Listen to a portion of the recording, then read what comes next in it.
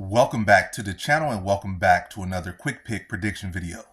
In this video, I'll be predicting the women's flyweight bout between Julija Stoliarenko versus Luana Carolina.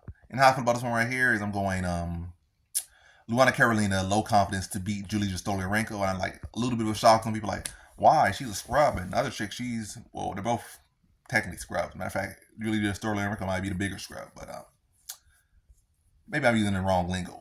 I shouldn't be calling these fighters scrubs, but I'm just using what the narrative would be about this one. But yeah, Julija Stoliarenko looks like she's pretty sloppy on the feet for the most part. Where she specializes is if she could get you down, she can be a finishing threat. Well, she can be a finishing threat on the feet, but she's pretty sloppy there. But she can definitely finish you on the feet. But where the biggest threats typically are is her grappling. Like she's definitely a first round submission threat. Not really too much beyond that as far as submissions. But like I say she's always a live submission threat. But yeah, not the best takedown offense typically.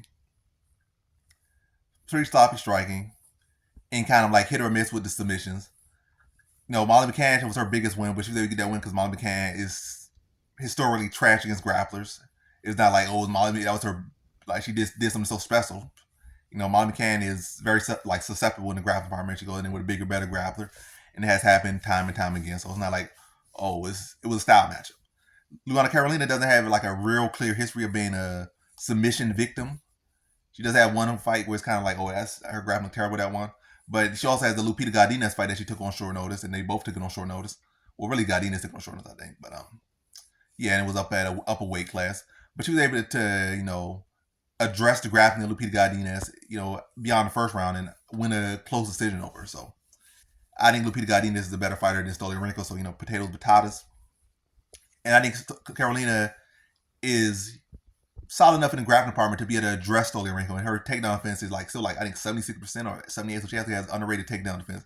So she should be able to keep on the feet. I think she's clearly the better striker, and I think she's also the fighter who has shown the ability to look good through rounds.